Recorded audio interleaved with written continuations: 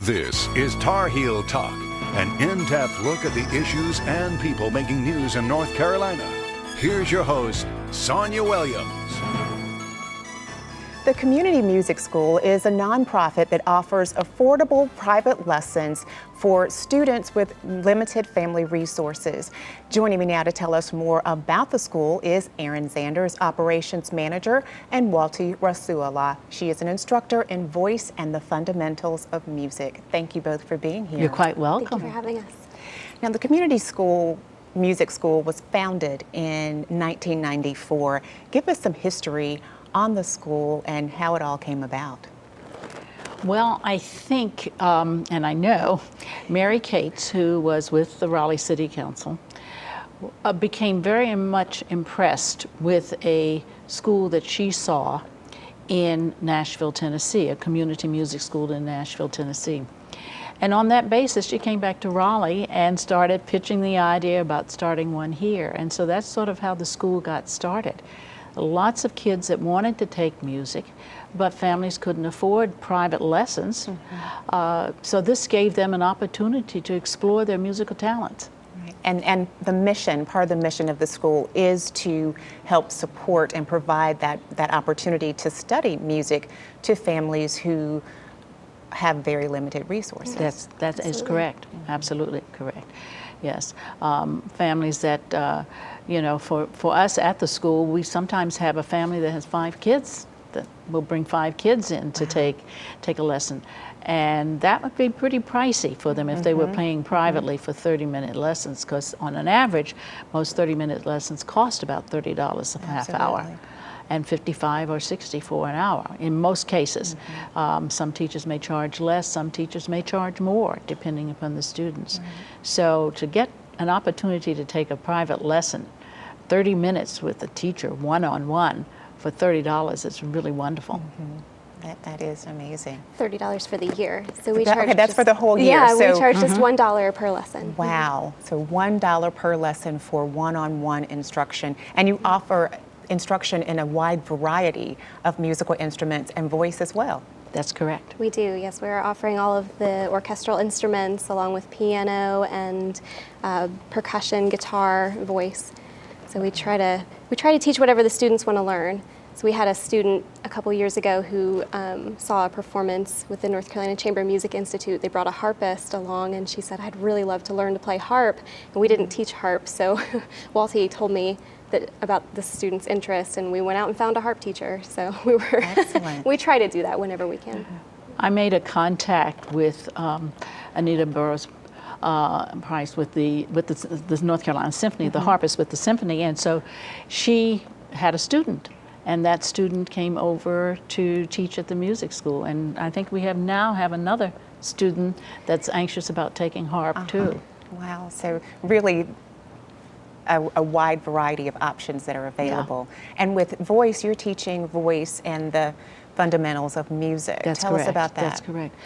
Well, I felt a few years ago that oftentimes kids just coming in and taking their first piano lesson, sometimes the teacher could spend months and months and months just trying to make sure that they were reading the right notes and reading the right time and reading all the elements that they needed to know in order to know the basic elements of music theory. And so I felt that it was good for our students coming in who maybe didn't have this experience, for them to get a chance to learn 45 minutes to an hour. They get to learn and practice reading music and knowing that the basic elements of music, so that by the time they take their instrument and go to their instrument, they at least know what a time signature looks like, what a staff looks like, what a treble clef and a bass clef. They know all those elements. So I think that is the beginning for kids. They have to learn, just as they learn letters to read and numbers to add, they have to learn the same thing with music. Excellent point. And I know that CMS it's more than the weekly private lessons. This is really a partnership between the student, the teacher, and the parent. Absolutely. Yes. So we do have pretty high expectations for our students. In addition to coming to their lessons and practicing at home, they have to earn music appreciation points by attending concerts in the community. We like to build that appreciation for different genres of music. They also participate in different fundraising activities for the school. We're a nonprofit, and we do let them know that we need help with that as well. And they get chances to perform with some of our ensembles once they're more advanced. And they also we have a few different elective classes they can take, or workshops and master classes during the year. So it's a lot of time commitment for the students, but it's a really effective sort of exposure to music that they can grow through it.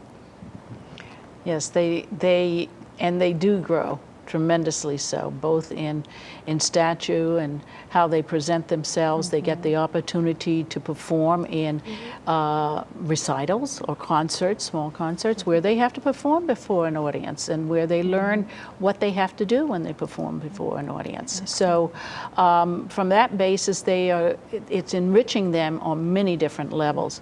Additionally, too, they learn that music is very much wrapped into the academics. When I teach theory and we talk about rhythms and we talk about timings, we talk about how to add those timings up and how to express those rhythms.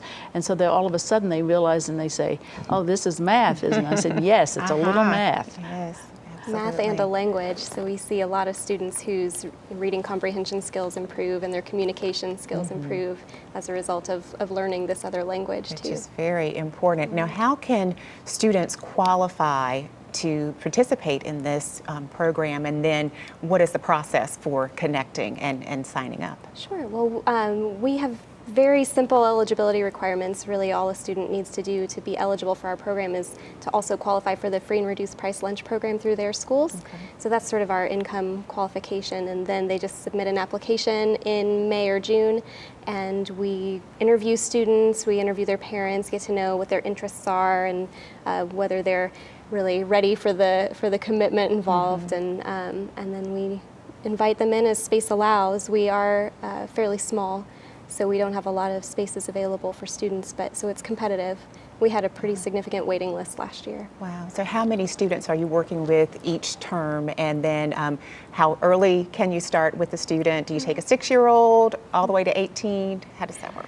We do. We teach ages 6 to 18. This past year, we had so many applicants that we actually started at 8. We didn't take anybody younger than 8 this year. And we do... And you're talking about you said you were small and had limited space. So about how many students are you working with each term? We have about 100 students each year. Okay. Okay. So that's good. So people go to your website, cmsraleigh.org. They can certainly find out more about the application process and make sure they meet those deadlines. The timing is really great right now because our application goes live on Monday. So it will be available then. Well, thank you both so much for being with us. Quite welcome. All right. Thank you for having us. Up next, how CMS is changing lives through music. We'll hear from both a current and a former student when Tar Heel Talk continues.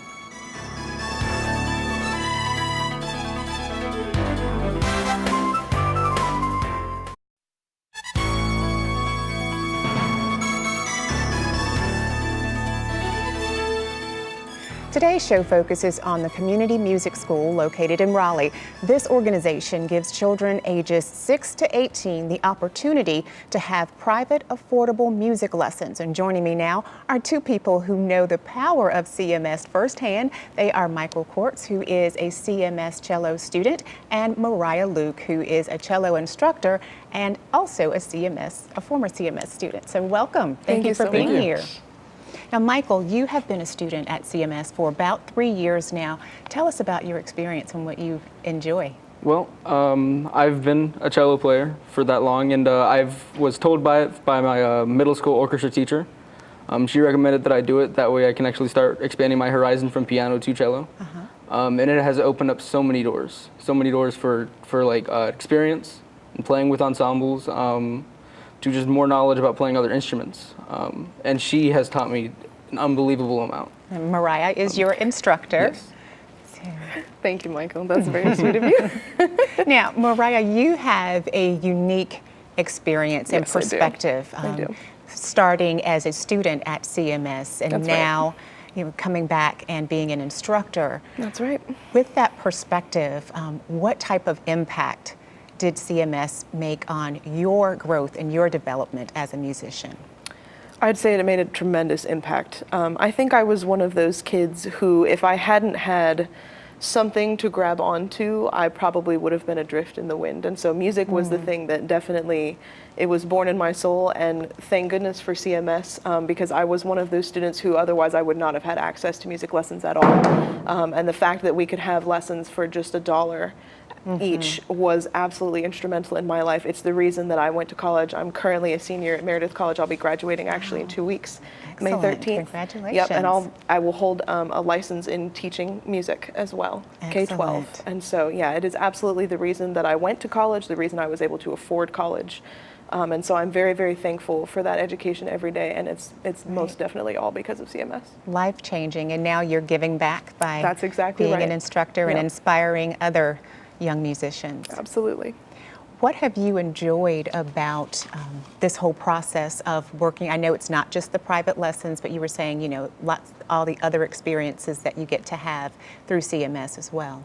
I think my most thankful thing about being taught music and being able to express my thoughts through music is that I can go on, and I have a goal to become a music educator as well.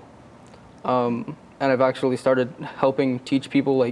I'm a section leader for my marching band at school. Excellent, okay. And so it's the best feeling ever to be able to help somebody and see their face brighten up as they get something. And having me be personal, have done that for her, I brightened up. Seeing on someone else's face is great. Now, I know you play the cello. What other musical instruments do you play? I am currently studying percussion as well with my school. And I've been playing piano since I was about 5. Wow, so very musically inclined. Very much so, yes. So when you look back on your experience the past 3 years, what has it meant for you to be a student and have those experiences at CMS?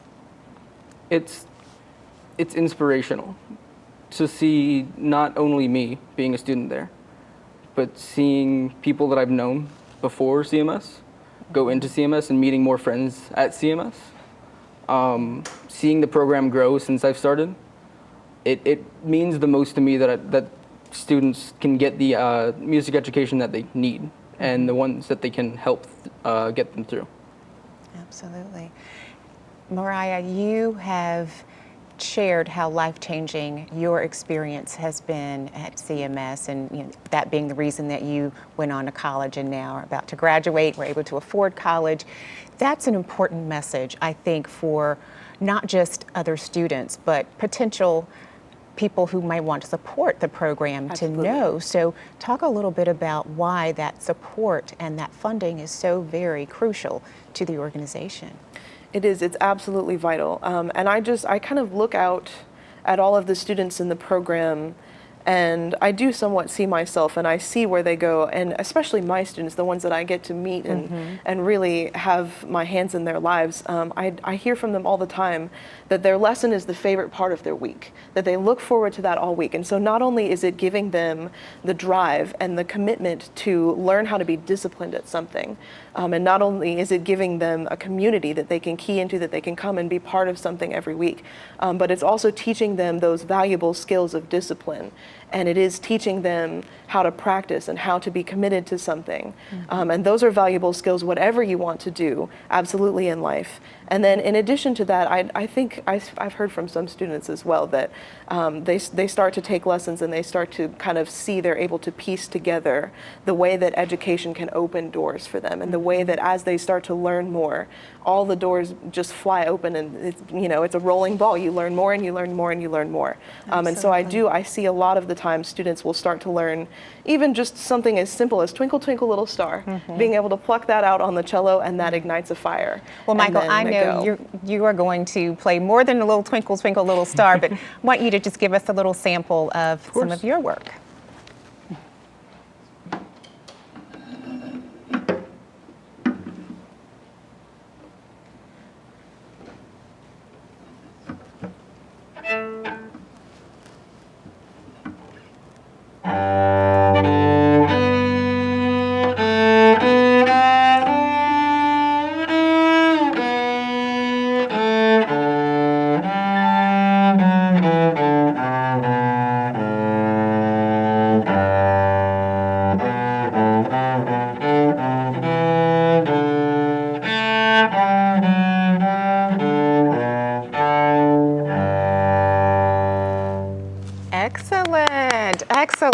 thank you so much. Thank you both so much for being here. Absolutely. I know you've got bright futures ahead of you in the world of music, so thanks for being with us. Thank you for having us. Be back us. with more Tar Heel Talk after these messages.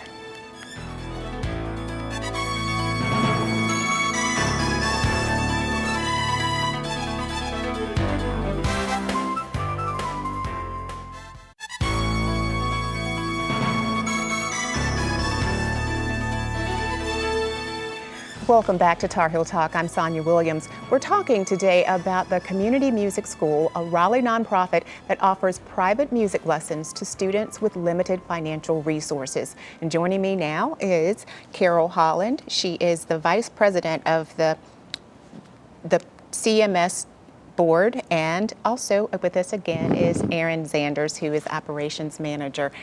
There is a lot of attention being brought to the Community Music School. I know that back in the fall you had to close your doors for financial reasons and was able to open again after a tremendous amount of community support.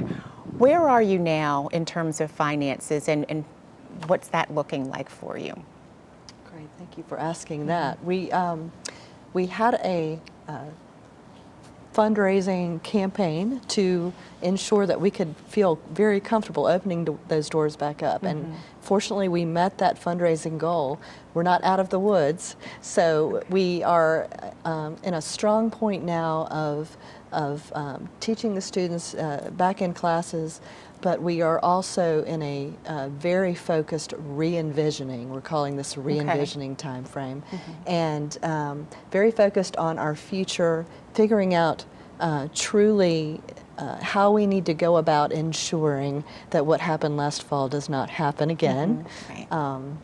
So that is where we are hard at work, and just needing the support of those that are interested in the same things that we're interested in, which is these students. To help us understand what happened in the fall to cause the closing, and then how you're trying to address that so that, like you said, it doesn't happen again. Absolutely. So, a number of factors, I would say. It kind of came rather suddenly to our attention that the funds were just not there for us to continue operating the way we were at that time. We had, we had a administrative support in place and everything, but we just this was an eye-opening experience to us. And being fiscally responsible as a board, we wanted to ensure that we took a look at, I guess we called it sort of stopped the bleeding, just to ensure what we could do to be fiscally responsible and ensure we were not accumulating additional expenses that we would not be able to cover. That way, by stopping classes, we could focus firmly on how we could go about raising funds necessary to feel really good and responsible, obviously, to those that have sponsored, that have contributed to the school in the past. So again, many factors, but it was an eye-opening experience, and eye-opening mostly, I would say, in the sense that we realized through all this and the additional exposure, I would say, to to the school and to the students, how important what we're doing is to these students that we touch. Not that we didn't know that before, but this was really, really eye-opening. And just through the heartwarming, generous support of those that care about these students as we do, we were able to reopen the doors. So again, we continue to need the help of those out in the community. Number one, just to care about these students, to help support our efforts. We've got an event coming up in May, and you can check out our website, as you mentioned before, cmsraleigh.org, and find out how you can donate. And we have, kind of out of the woodwork have come folks in our community that we didn't. They didn't know we were there, and we didn't know they were there. And now all of a sudden we're having these opportunities. They have created opportunities for us to become more visible, which is wonderful, and so very needed. Absolutely. What about volunteer opportunities? I can imagine you have quite a need for volunteers to help as well. Sure, we do. We have some volunteers who come in during the week and help out around the office, so there's opportunities there. We have some volunteers who come in the evenings during classes and greet students and help keep an eye on things for us. And people come out and help with different events throughout the year. We have recitals coming up and could use some help with those. There's a lot of different ways. I have some students who come. Actually, I have a young man from Franklin Academy who comes and helps with our musical theater class on Thursday nights. Wonderful. So there's some opportunities for students to get some experience there as well. I'm glad you mentioned musical theater. I understand that's one of your newer programs. It is. It's a pilot this year. We're trying it out, and it's going pretty well. We're having a lot of fun. There's shows coming up in May as well. And that's very popular. You know, again, offering these weekly private, these one-on-one lessons for students at only $1 per lesson is amazing. And what an opportunity, what a gift you're providing for those families. How much does it take, though, financially to keep a school like this running? Well, this is probably a good board question here, but if you can think about the fact we are offering these lessons for $1 per lesson, we still have to pay the instructor. I mean, Right. these are fine, high quality, very talented instructors who obviously are there because they love it. But we have to keep the lights on, and we have to Exactly. pay rent and all that. So